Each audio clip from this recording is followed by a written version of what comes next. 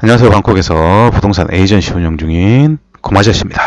자, 오늘은 인테리어에 관해서 이야기를 해드리도록 하겠습니다.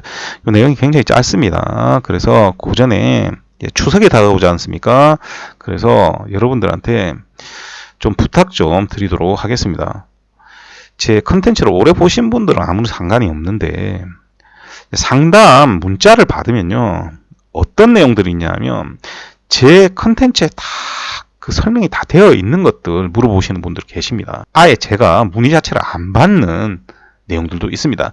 그게 이미 제 유튜브나 블로그에서 여러 번 얘기했던 내용임에도 불구하고 그냥 저한테 문자가 온다는 건 아예 컨텐츠를 읽지도 않고 인터넷에서 부동산 하는 사람이라고 찾았으니까 그냥 궁금한 것만 물어보기 위해서 문자를 보내는 겁니다. 그래서 예를 들면 에어비앤비 운영에 관심이 있습니다. 여러분들 제 컨텐츠 오래 보신 분들은 아시겠지만 에어비앤비가 됩니까? 안 됩니까?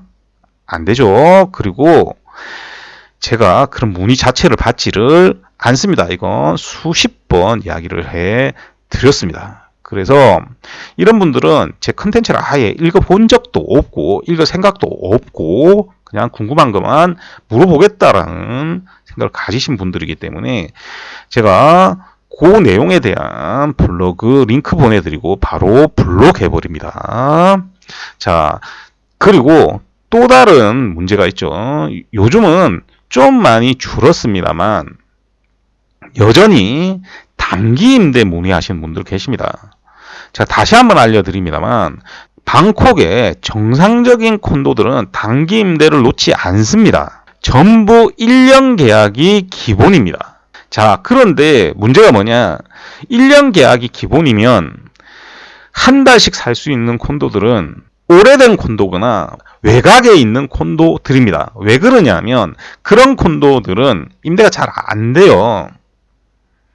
그러니까 한 달짜리라도 받습니다. 더구나 그런 콘도들은 관리회사의 관리도 제대로 되지 않습니다. 그렇기 때문에 한 달씩 끊어서도 임대가 가능한 겁니다. 자, 그런데 여러분들 잘 아시는 시내 지역에 있는 콘도들은 한 달씩 끊어서 임대를 놓지 않습니다. 그러다 보니까 이분들이 어떻게 하느냐? 1년짜리 계약 맺고 한 달 반, 두 달 반 살고 나가버립니다. 그렇게 하기 때문에 태국 집주인들이 한국 사람들한테 임대를 잘 안 줍니다. 그래서 실제로 여기에서 정상적으로 살아야 되는 사람들까지 피해가 가는 겁니다. 어느 정도냐면 한국 사람들 임대를 아예 의뢰조차 받지 않는 에이전트들이 굉장히 많습니다. 이게 어느 정도로 심각하냐면 한국 에이전트들 중에서도 아예 임대를 포기하신 분도 계시고요. 저도 어지간하면 잘 안 합니다. 그분들도 좀 억울한 게 한국에서 너무나 잘못된 정보들을 너무나 많이 만들어 왔기 때문에 이런 일이 벌어지는 겁니다. 제발 방콕에서 콘도 찾을 때 단기 임대 찾지 않으셨으면 좋겠습니다. 제발 호텔에 가시거나 레지던스 찾으세요. 한 달 살게 하시고 싶으시면 레지던스 찾는 게 제일 좋습니다. 자, 그것도 제 컨텐츠에 다 나와 있고 여러 번 설명드렸습니다. 그리고 최근에 많이 줄었습니다만 이제 추석이나 휴가철이나 설날이 되면 어떤 현상이 벌어지느냐? 일단 방콕에 옵니다. 그리고 인터넷에서 찾다가 저를 찾는 겁니다. 그리고 문자가 옵니다. 만나자고. 그냥 다짜고짜 만나자고 합니다. 이분들도 상담 문의 이용 가이드 이런 거 아예 안 읽습니다. 왜 만나야 되는지 내용도 없고 그냥 일방적으로 만나자고 합니다. 제가 안 만나주죠. 정상적으로 투자하시는 분들은요, 이게 억대에 들어가기 때문에 지금 당장 만나고 뭐 해결이 안 돼요. 그렇기 때문에 제가 강조하는 게 뭡니까? 한국에서부터 저하고 상담을 받고 그리고 진짜 만나야 될 때 그때 만나야 되는 겁니다. 이게 정상적인 거예요. 처음에 만나서 얘기하는 것과 전화로 통화해서 상담 받는 거 질문이나 내용이 다를 것 같아요. 똑같습니다. 다를 게 하나도 없어요. 저는 모르시는 분들, 저하고 상담 미리 안 받으신 분들 절대 안 만나 드립니다. 그런데 제가 왜 그렇게 설정을 전부 다 해놓았느냐? 그게 여러분들이 이 외국에서 잘 모르는 곳에서 투자를 할 때 가장 좋은 단계를 밟아서 방법이기 때문입니다. 그래서 어떤 사람을 통해서 뭔가를 하실 때는 제발 그 사람이 어떤 내용을 가지고 그 일을 하고 있는지 그 사람이 만든 컨텐츠를 좀 봐주시고 나서 접근을 해 주시길 부탁을 드리겠습니다. 제가 방콕에서만 지금 8년 하고 있거든요. 정확한 단계를 밟아가지 않으시는 분은 거래를 못해요. 자, 그래서 오늘 제가 요 인테리어 부분에 대해서 또 이야기를 해 드리도록 하겠습니다. 이게 투자를 하는 과정에 있는 겁니다. 자, 지금 보시는 영상은 제가 그냥 광고판에서 찍어온 겁니다. 그래서 화면이 그렇게 좋지 않을 수도 있습니다. 자, 그런데 요 콘도는 제가 관리하고 있는 콘도입니다. 제가 관리하고 있는 콘도가 이 회사에서 인테리어 디자인을 해서 만들었는데 얘네들이 광고로 활용하고 있습니다. 여기는 굉장히 큰 회사죠. 지금 보시면 이렇게 책 같은 것들은 얘네들이 소품으로 가져온 거고요. 이렇게 꽃 같은 것도 소품으로 가져온 겁니다. 원래부터 있는 건 아니고요. 가구만 보시면 됩니다.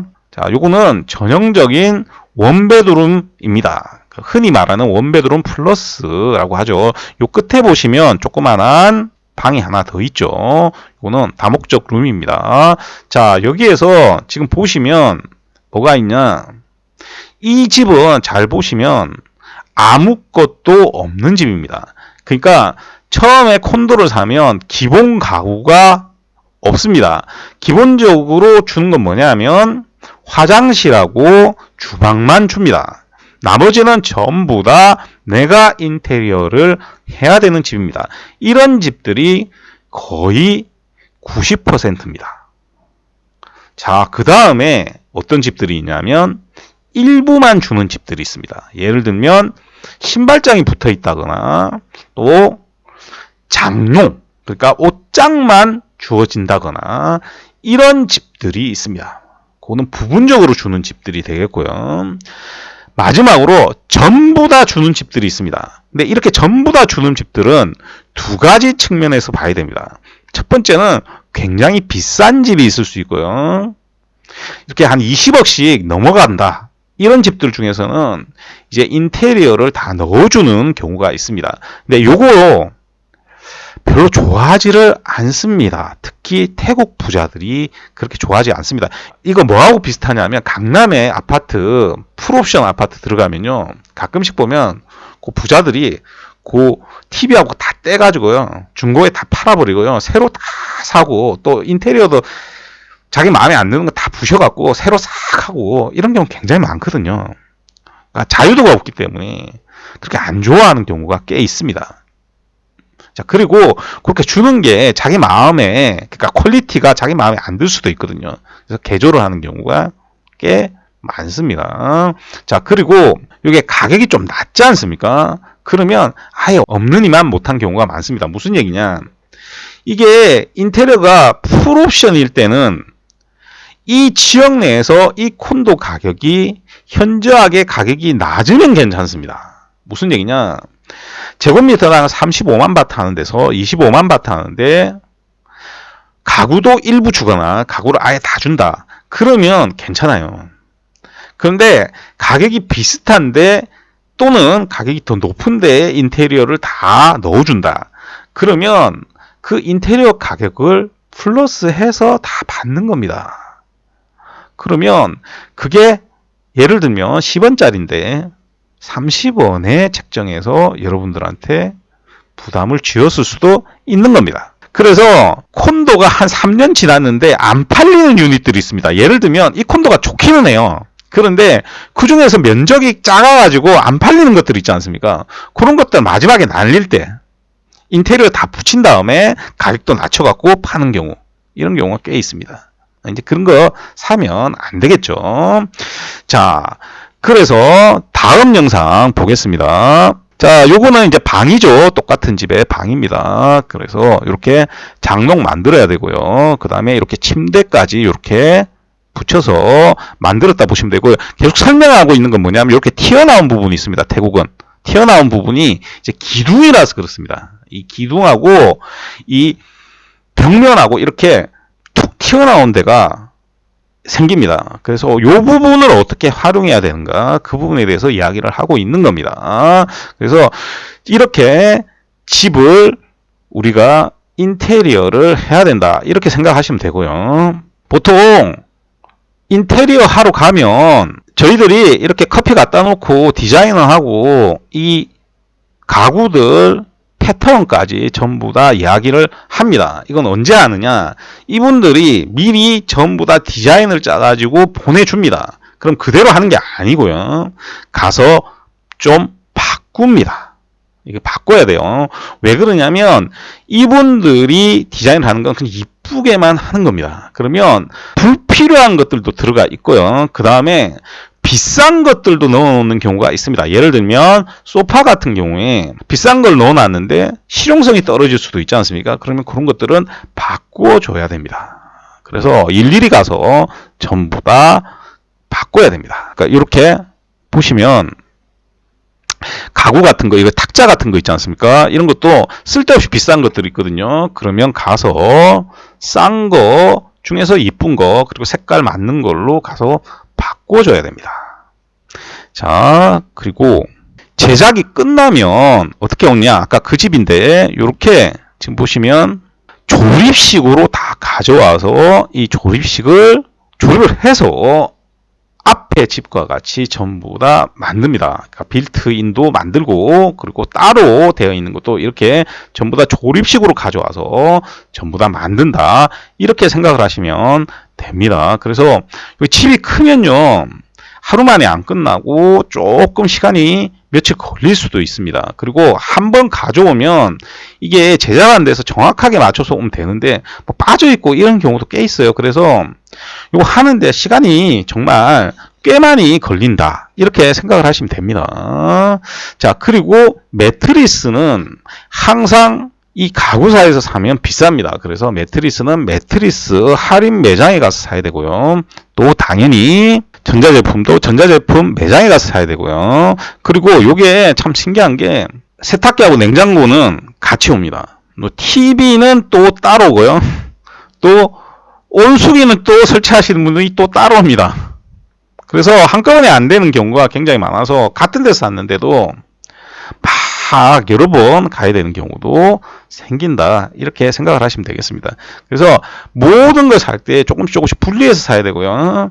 집마다 인테리어의 방향성이 달라져야 됩니다. 이 가격이 어느 정도였을 때 어느 정도 퀄리티로만 하면 된다라는 게 어느 정도 나와 있어야지, 안 그러면 과도하게 인테리어 비용을 책정해서 쓰게 된다, 또는 너무나 허접하게 만들어서 임대가 안 나가게 됩니다.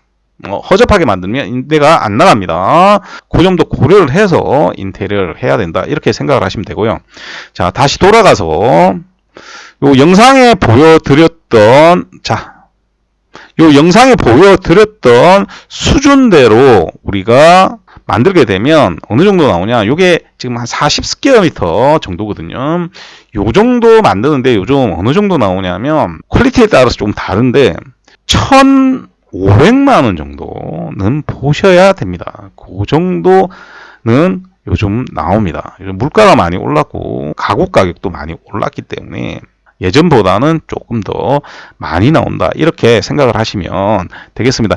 과거에는 제가 빌트인을 안 한 적도 있습니다. 그런데 빌트인을 안 하면 지금은 다른 집들이 전부 다 빌트인을 하고 있기 때문에 차이가 많이 나게 됩니다. 그럼 처음에 임대를 놓을 때 임대가 많이 안 나가게 되죠. 왜 그러냐면 같은 집을 봤는데 저 집이 훨씬 잘 돼 있지 않습니까? 그럼 어떻게 됩니까? 저 집에 들어가게 되겠죠. 그래서 이 인테리어가 사실 굉장히 중요합니다. 그리고 인테리어 있는 그대로 나중에 판매를 하기 때문에 이 인테리어는 태국에서는 한국하고 다르게 굉장히 중요한 부분이다, 이렇게 생각을 하시면 되겠습니다. 사실은 뭐 저희 고객들은 크게 신경 쓸 게 없죠. 제가 다 알아서 하고 중간중간 전부 다 과정에서 연락해서 조율해서 하기 때문에 크게 문제는 없습니다.